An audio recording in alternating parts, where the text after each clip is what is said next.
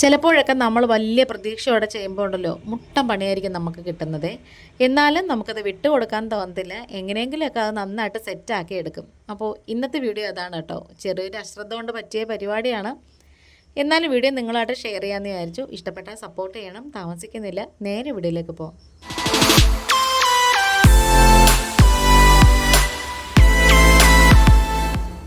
അപ്പോൾ അത് ഞാനിപ്പം ഒരു കപ്പ് പച്ചരി, നമ്മൾ ഇഡ്ഡലിക്കും ദോശയ്ക്കൊക്കെ ഇടത്തില്ലേ, പച്ചരി എടുത്തിട്ട് നന്നായിട്ട് കഴുകിയതിന് ശേഷം ഒരു 2 മണിക്കൂർ കുതിർക്കാനായിട്ട് വെച്ചിട്ടുണ്ടായിരുന്നേ.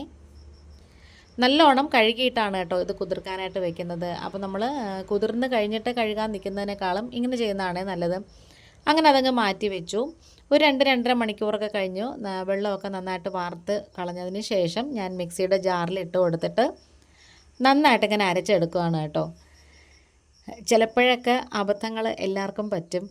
അപ്പോഴത്തേക്കും അങ്ങനെ പറ്റിപ്പോൾ ഒരു വീഡിയോ ആണ് കേട്ടോ. എന്തായാലും ഇത് നിങ്ങളായിട്ട് ഷെയർ ചെയ്യണമെന്ന് വിചാരിച്ചു. ഇത് ആർക്കായാലും പറ്റുന്ന സംഭവമാണ്. അപ്പം ഞാനുണ്ടല്ലോ വെള്ളവും കൂടെ ഒഴിച്ചു കൊടുത്തിട്ട് ഇതിങ്ങനെ ഒന്ന് അരച്ചെടുത്തേ. അപ്പം ഭയങ്കര സ്മൂത്തായിട്ടല്ല അരയേണ്ടത്, ഒരു ചെറിയൊരു തരി കിടക്കണേ. പിന്നെ ഒരു ഉരുളക്കിഴങ്ങ് ഒന്ന് പുഴുങ്ങി വെച്ചിട്ടുണ്ടായിരുന്നു. ഉടഞ്ഞു പോകുന്ന പരുവമല്ല, അത്യാവശ്യം നന്നായിട്ടൊന്ന് വെന്ത് കിട്ടണം. അങ്ങനത്തെ അതും കൂടി ചേർത്ത് നന്നായിട്ട് ഇങ്ങനെ ഒന്ന് അരച്ചെടുക്കണം കേട്ടോ. ഉരുളക്കിഴങ്ങ് ഇട്ടിട്ട് നന്നായിട്ടൊന്ന് അരച്ചെടുക്കണം. എനിക്ക് പറ്റിപ്പോയത് ഇവിടം കൊണ്ടാണ്. ഞാൻ അരച്ചപ്പോഴത്തേക്ക് ഇച്ചിരി അങ്ങ് വെള്ളം ഒഴിച്ചു പോയി. അതങ്ങ് കംപ്ലീറ്റ് അങ്ങ് അവിടെ തൊട്ട് ഫാൾട്ടായിപ്പോയേ. കാരണം എന്ന് വെച്ചാൽ ഞാൻ കണ്ട വീഡിയോയിൽ ഇതിങ്ങനെ കലക്കുമ്പം, കൈകൊണ്ട് ഇങ്ങനെ ഇളക്കുമ്പം നല്ല ഉഴുന്നുവടയുടെ ആ ഒരു കൺസിസ്റ്റൻസി ആയിരുന്നേ. ഇത് നിങ്ങൾക്ക് കാണുമ്പോൾ തന്നെ അറിയാമല്ലോ. എന്തായാലും ചെയ്യാമെന്ന് വിചാരിച്ച് അതിലേക്ക് കുറച്ച് ജീരകവും കുറച്ച് ചില്ലി ഫ്ലേക്സും ഒരു പച്ചമുളകും പിന്നെ എൻ്റെ കയ്യിൽ ഇത്രയും മല്ലിയില ഉണ്ടായിരുന്നോളൂ കേട്ടോ, അതും കൂടെ ഇട്ട് കൊടുത്തേ. പിന്നെ ആവശ്യത്തിനുള്ള ഉപ്പും കൂടി ചേർത്ത് കൊടുത്തിട്ട് നന്നായിട്ടിങ്ങനെ ഒന്ന് മിക്സ് ചെയ്തെടുത്ത് ഇതിലേക്ക് കുറച്ച് നമ്മുടെ കുരുമുളകുണ്ടല്ലോ അതും കൂടി ചേർത്ത് കൊടുക്കണം. ഇനി ഇത് കൈ കൊണ്ട് നന്നായിട്ട് ഇങ്ങനെ ഒന്ന് മിക്സ് ചെയ്തെടുക്കണം. ഈ ഒരു സമയത്തൊക്കെ എനിക്ക് ഭയങ്കര വിഷമമായിരുന്നു കേട്ടോ. പുറത്ത് നല്ല മഴ പെയ്യുന്ന കണ്ടോണ്ടാണ് എന്തെങ്കിലും ചായക്ക് കുറയ്ക്കാനായിട്ട് ഉണ്ടാക്കാമെന്ന് പറഞ്ഞ് ഇറങ്ങിയത്. ചുമ്മാ മഴയത്ത് എവിടെയെങ്കിലും ഫോൺ നോക്കി ഇരുന്നാൽ മതിയായിരുന്നു എന്ന് പിന്നെ എനിക്ക് തോന്നി. അങ്ങനത്തെ ഇതങ്ങ് എണ്ണയിലോട്ട് ഇട്ടപ്പോൾ ഉണ്ടല്ലോ, ഇത് ഈ ഒരു പരുവത്തിലാണ് വരുന്നത്. ഞാൻ കണ്ട വീഡിയോയിലാണെങ്കിൽ അത് നല്ല ബോൾസായിട്ട് വരുന്നുണ്ട് കേട്ടോ. എന്തായാലും മാവ് കളയാൻ പറ്റത്തില്ലല്ലോ.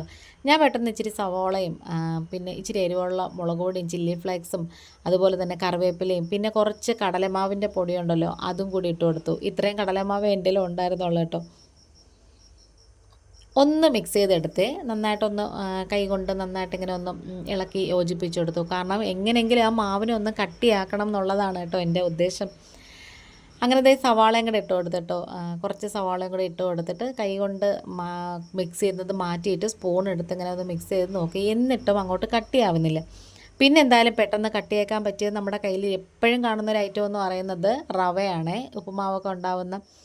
അങ്ങനെ അതും കൂടി ഇട്ട് കൊടുത്തിട്ട് കുറച്ച് ഉപ്പും കൂടി ചേർത്ത് കൊടുത്തേ.